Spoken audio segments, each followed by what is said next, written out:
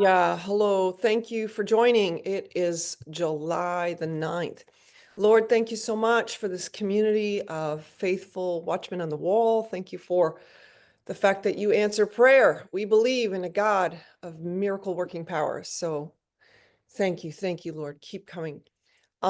Just say that if you missed yesterday with Heather Johnston and um, Lou Engle, that was quite an epic time. You can look on all these recordings that are allowed to be posted are on, you can Google on YouTube, JH Israel Prayer. So that's where you find it, okay? JH Israel Prayer on YouTube, and that's where you get recordings. Because I keep having people ask me, but just go there, and that's where you'll find it. Awesome.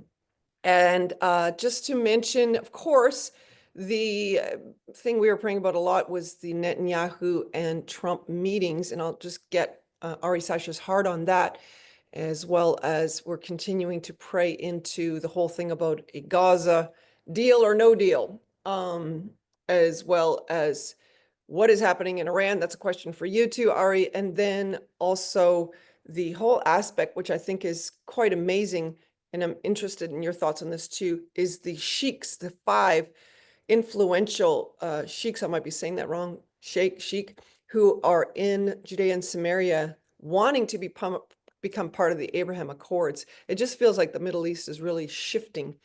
And is there meetings, normalization with Syria, blah, blah, blah, blah. We could talk forever. But what you have on your heart, Ari, plus definitely anything that you're feeling coming out of these meetings in Washington that's helpful to hear, or we maybe don't know yet. But thank you for Ari Sacher. He's been on before. If you're new, he is amazing, has helped be part of the whole Iron Dome engineering team and based out of Israel. We pray for your kids, by the way, and your son-in-law by name every time, every day that there's people that are praying for that. So over to you, Ari. Thanks. Thank you very much, Patricia. I just want to just give a quick overview on what just happened in DC and what didn't, and what we know about and what we don't. Um, we didn't hear a lot.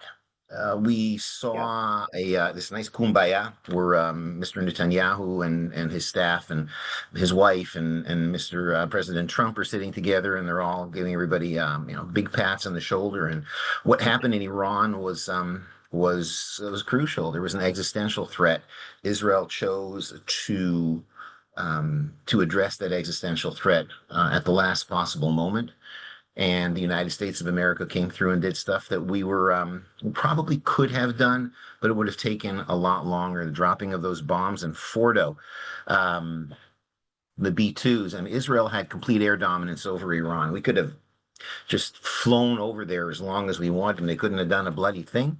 But it would have taken longer, and the world would have gotten sick of the war in Iran during that entire time. Would have been pelting us with missiles. And believe you me, the missiles that they were pelting us with were very, very different than the missiles that that the Hezbollah was pelting us with about a year or so, half a year ago.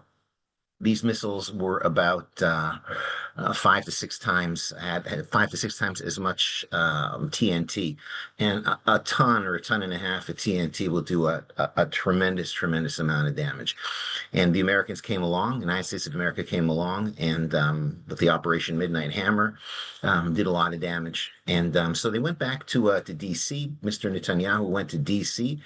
And I think that what everybody thought they were talking about was not what they were talking about. I think everybody thought they're talking about Gaza. We're going to end the war in Gaza. We're going to get the hostages back and come to some sort of an agreement. And we're going to be on this road or this road, or I don't think it's what they spoke about. I believe that's not what they spoke about, because when Mr. Netanyahu left D.C. today, he did so very quietly. There were no announcements. There were no great press conferences. Nothing happened. It had to been Gaza, then something for sure would have been able to happen. They would have been able to convince Hamas of something, or they would have announced something for pushing Hamas against the wall. Because I don't think that's what they spoke about. I think that the most important topic is what the most important topic was the last time Mr. Netanyahu was in DC. And Mr. Netanyahu in April did not come to DC to talk about tariffs because after Mr. Netanyahu left, the first thing that President Trump said was he's not going to change the tariffs that he had levied on Israel. They came to discuss Iran. They came to discuss the one, the only existential threat against Israel today. And what they did was they blew smoke. They blew smoke in a way that the Iranians thought that the United States and Israel were at loggerheads. They believed that Israel was not in a situation in which Israel could exert force over Iran because it didn't have the backing of America, and it was all a ruse. And lo and behold, they had complete backing. They were completely on the same page. They were completely coordinated. The strikes were all coordinated. U.S. knew everything, and I believe that that's what they spoke about now because Iran is still alive and kicking. And in order for the threat to go away, then Iran has to completely dismantle its nuclear program. And the only way we will know that Iran has dismantled its nuclear program is if people are allowed into Iran to inspect. And if their inspections show that not everything is up to spec, then the United States slash Israel will do what's necessary to do in order to stop the threat, in order to quell that threat. And this was not addressed in any of the conferences, any of the interviews that anybody had in DC. And this is what needed to be discussed because the existential threat, you can say Iran's been pushed back a month, 2 months, a year, 2 years, but a year and 2 years is nothing. A year and 2 years is a year and 2 years. And we don't want to have to go back into Iran because at this point in time, we could go back in tomorrow and continue. And we need to know what's going on, and we need to be able to enforce, and we need to be able to make sure that that existential threat is no more. And I think there will be some surprises in the near future in Iran. Hopefully, Iran will acquiesce to allowing inspectors, European or American, to come in. And I hope that this ceasefire will be a productive ceasefire, productive in the way that it will spell an end to the Iranian threat for more than just a year or 2 years. Yeah, I'm glad you brought that up, actually, Ari, because I actually grieved about the ceasefire. I think I felt like, am I the only person grieving about a ceasefire? But it felt too premature. So I'm interested what you thought, because on the other hand, we had the Israelis saying, we are so tired, which of course would be true, didn't get any sleep, rocket barrages, death of people, et cetera, et cetera. Except for it just kind of feels like kicking in the can down the road. But also my heart is going out to the Iranians themselves that were celebrating the fact that Israel was doing something, and then America as well. So thoughts on that, the timing of the ceasefire, plus, if you don't mind, do you know anything about Mossad in Iran that were doing a fantastic job, but were they able to get out? I'll answer the first question, and the second question, I'll take a guess. The first question is a tremendous question. I just saw something very, very interesting. In November of 2024, Israel was forced to sign a ceasefire with Hezbollah. Hezbollah, the most powerful Iranian proxy. Lebanon, they had fired hundreds, thousands of rockets at us. They had killed Israeli soldiers. They had pushed 100,000 Israelis out of their homes in the north of the country. And we signed a ceasefire with them. And there was a poll taken, and that poll suggested that 60% of the Israelis were against the ceasefire because we were beating them, we were defeating them. They were on the run. They were running. They had left their posts. People in Israel could begin moving back. They were no longer in line of sight of Israel, and 60% were against, 20% were for, and another 20% didn't know. They Wow. had the exact same poll was taken on the same Telegram feed that I follow about 5 days ago.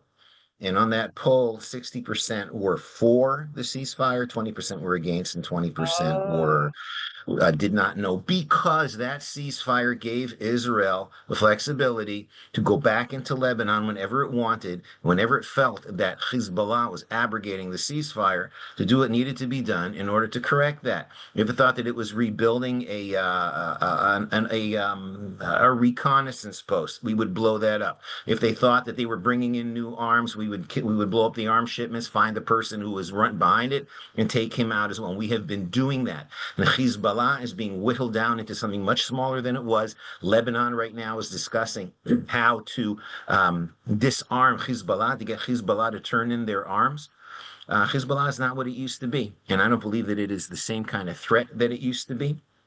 And I would like to see Iran go down that same path. So the question is, what are the terms of the ceasefire? How can we enforce the ceasefire? And if the ceasefire is as enforceable as the previous one was, then then we're on the right track. Problem was with Israel was that the army had determined before the war that we would, if everything went well, we'd be able to take out all of our targets within 2 weeks, and everything after that would be gravy, and it would not justify the continued death of Israelis. And even the last day of the war, even after the last day of the Right. war, a Right. rocket, a missile with 1,000 pounds of TNT hit a building in Beersheba and killed 4 people. Mm-hmm. Um, Mm-hmm. Yeah. yeah. So in regards to the Mossad, well, they don't tell me what they're doing, but I would. Well, it's only fair to assume that the Mossad was in Iran for years building networks. There's a tremendous amount of people in Iran who are against the regime. They're a very receptive audience. And I assume that if they were there and if they had enough of a receptive audience in order to build factories where they would be able to build drones instead of having to smuggle them in, one could only assume that they are still there, perhaps with the same amount of force that they were there before. And I just read an article only a moments before I hooked up to this call, and the article said that the Iranians, the Iranian brass, the Iranian higher ups in the government and in the army, are scared to death of the Mossad. They're not using cell phones. They're sleeping in different houses every night, Wow. and that's a great thing. Wow. Really, it is. The more uncertainty that's there, the less certainty there is for them to make decisions. Less certainty it is for them to make great decisions. Wow. That's interesting. Couple other quick comments, if you don't mind, and I'm sure you're busy, but I'd love to hear your thoughts on these sheiks. I think you probably met Ashraf Jabri, but just your thoughts on that. Will that go anywhere? Will that be received? Are they going to get persecuted by, probably already are, about the Palestinian Authority? And then just how you and your family are doing, because we do pray for you. Yeah. So let me hit you with the Hebron thing first. The Yeah. Palestinian Authority was never never it was never an authority for Palestine. It was an authority for Ramallah, which is a city in Judea and Samaria. Okay. Other large cities, the largest city in Judea and Samaria by far is Hebron, and Hebron. Abu Mazen, who is the head of the Palestinian Authority, has never been to Hebron. He knows he's Wow. not going to go to Hebron because he has no control over the people there, and the people there are uninterested in seeing him. So you have two large families that run Hebron. One of them is the Al-Jabri family. They call them a Hamula, a clan, and there's another clan called the Abu Snena clan. Abu Snena is much less pro-Israel than al-Jabri. Abu Snena is in certain ways connected to Hamas. You always have to be very, very careful. Just because you're against the Palestinian Authority doesn't mean you're a good guy. That said, the al-Jabri clan has been working together with Israelis for a very long time, Yeah. and I mean a very long time.